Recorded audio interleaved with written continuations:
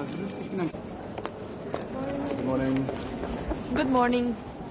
It is an important day today in Brussels as we have the last meeting of Ministers of Foreign Affairs, and especially for Romania as a country on the eastern flank. This is a very important week as my president is flying to the summit in Helsinki, and we're going to have the council focused on security guarantees at the end of the week. So for us, obviously, advancement towards the peace negotiations and the security guarantees for Ukraine are extremely important.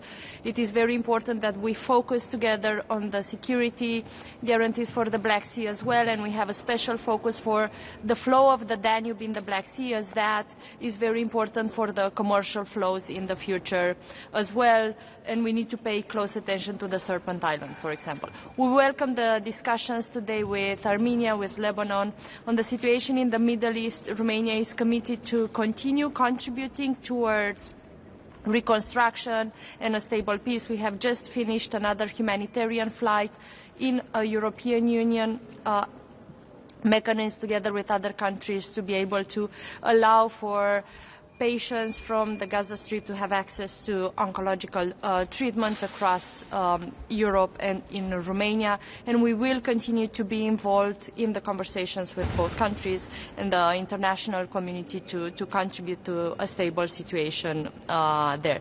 Looking forward to see the Minister of Foreign Affairs of Armenia again. We consider that it is very important that the European Union has a stronger presence. We are in Romania one of the main contributors of the European Union mission in Armenia, and we've continued throughout the last months as the peace treaty has advanced after the meeting with President Trump that the presidents of Armenia and Azerbaijan had, with both Armenia and Azerbaijan, to be able to increase the connectivity, to be able to use this moment in time, for example, to make sure we have stronger commercial flows that not only increase their economies and ours, but decrease the influence that Russia has or will be able to have in the region. So on Romania's side, we're going to push at the European Union level as well for a strong connectivity agenda in the region.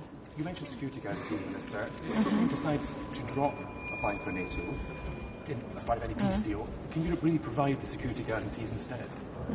Well, what Ukraine has proved is that it has one of the best armies, better trained armies in the world. So I think if the case is that they're not going to join NATO and they're dropping that process, that doesn't mean they will not be able to defend themselves. That is one situation. The other is that the main security guarantee that both Ukraine, Romania, and a lot of the voices in the European Union are focused on is to be sure Ukraine has a strong army, has a resilient army, and a resilient society. And in that sense, that is not connected with the decision to be part of NATO. It is something that we are already doing together in terms of providing the military equipment when that is the case. But also another significant element of the security guarantees is, for example, to make sure that not only that the conflict is stopped, but that we ensure, for example, the security that is needed for all the commercial flows, for all the infrastructure projects that are under development, to be able to make sure that the economy in the region, specifically Ukraine, but also the projects that we're doing together as neighbors, are seen as being protected into the future and attractive for investors. How do you think, is Ukraine now any closer to peace than in 4 years before that? Because this is what the American side keeps stating, that Ukraine is closer to peace. We think it's extremely important that we're now advancing towards a peace agreement, and here the role of the United States has been absolutely instrumental. The role of us in the European Union is also absolutely essential, not just in terms of the help we are currently providing, but especially in the future steps in terms of the reconstruction. And at the end of the day, what we are seeing now is a fight between two futures. We see Russia trying to push their own influence, territorial ambitions through the unprovoked war of aggression, and that is one potential future, one that we know very sure that the Ukrainians do not want, that they have sacrificed so many lives to be able to not be drawn into that future that they refuse. And on the other side, there's a future that is connected with the European values. It's a future towards the European Union integration. And in that sense, Romania's point of view has been and will continue to be that we need to open the negotiations for Ukraine and Republic of Moldova, not just on Cluster 1, but on the other sets of the clusters as well. Minister, you mentioned Black Security region, also Armenia from Georgia's independent media platform. So can you compare where now Georgia is and how do you estimate recent developments in Georgia, and what will be your main message to Georgian people who are fighting for European future? Yes, thank you for the question. So Romania is the first country in the European Union that has signed a strategic partnership with Georgia, and we continue to have that strategic partnership in place because we believe in the European future of Georgia. It is true, though, now that the ones that are fighting more for that future, that contribute more to that future in this present moment of time, are the citizens rather than the institutions and the political and the central authorities. And we believe that is also a sign of the resilience of the Georgian society and the fact that we need to continue the dialogue and continue to invest on the European Union path for Georgia as well. Why is that very important for Romania, and not just looking at Georgia as a country that is important in the region, is because we need to collaborate more and be more on the same side when we're looking at the Black Sea, and obviously in that sense we are worried about current developments in Georgia as well. U.S. national security strategy. I mean, you are on the eastern flank, you just said it, and the U.S. is not willing to say that Russia is an aggressor and that it is problematic. So what do you think about this national security strategy, especially since the U.S. is obviously trying to tear apart the EU in this? So Romania has a long-standing strategic partnership with the United States. Something very important for us is that we actually joined NATO, very much connected with the participation of the United States before we joined the European Union, if you look throughout our history.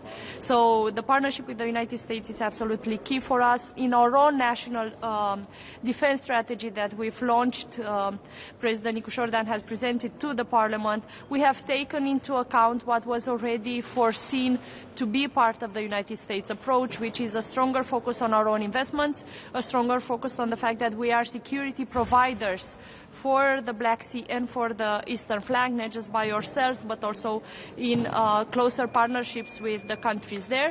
We continue to have a strong reliance on the partnership with the United States and United States presence in Romania military bases. We have recently just had a considerable strong United States delegation for the NATO exercises we have done, DCEM Fall 2025, where the battle group has been risen to a brigade level with a strong participation from France and other 10 allied countries as well. So we will continue in that direction. Something that is very important, though, for all us here that we're going to meet today as well in the Ministry of Foreign Affairs meeting, is that we all realize that we need to step up our investments and we need to be closer in terms of the collaboration and connectivity and interoperability between us as well. But that being said, we need to focus as well on the transatlantic agenda and partnership. And what does that mean in practical terms?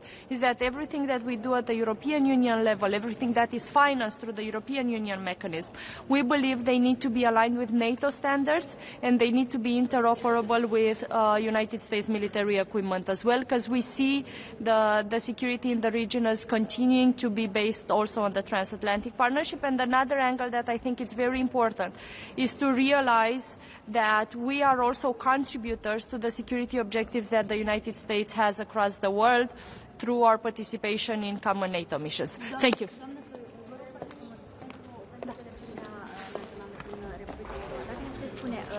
Deci doamna Cos ne-a confirmat deja a fost cu referire la deschiderea neoficială a negocierilor cu Ucraina.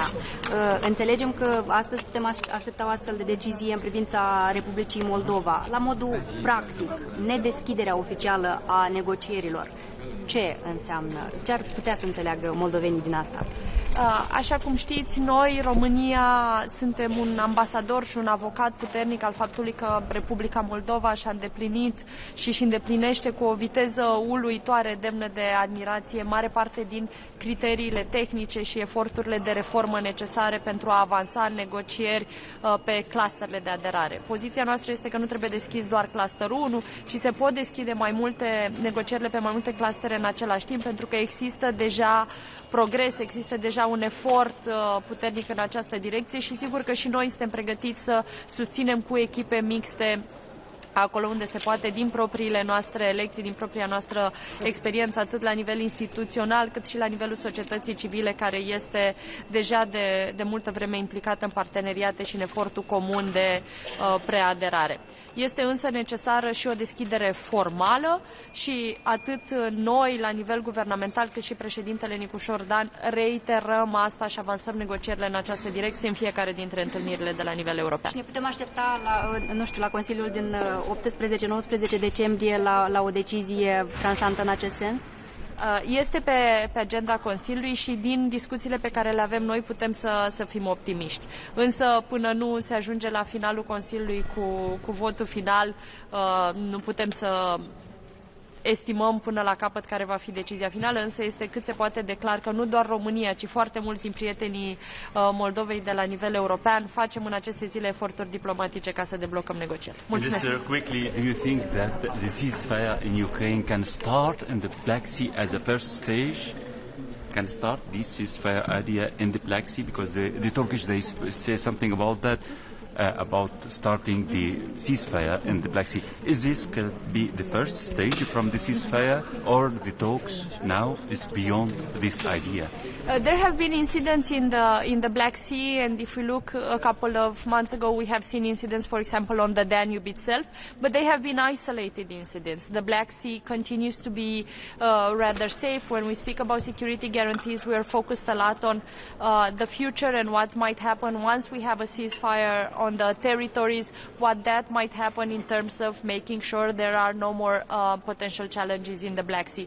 But the Black Sea itself is not the one where the most attacks or where the most risks are happening now. It is rather a focus on the negotiations to have a ceasefire on the ground, because that is where we see an incredible loss of lives of young people on both sides of the conflict, actually, and Russia as well should be responsible for its own citizens and stop the bloodshed and the sacrifices they do in terms of thousands, with absolutely no end in sight in terms of potential victory. So a ceasefire is absolutely essential. The place where that needs to take place is essentially everywhere, but if there's an order of territories where that should happen, it should start with the places where most of the lives are lost and that have a more strategic... Thank you.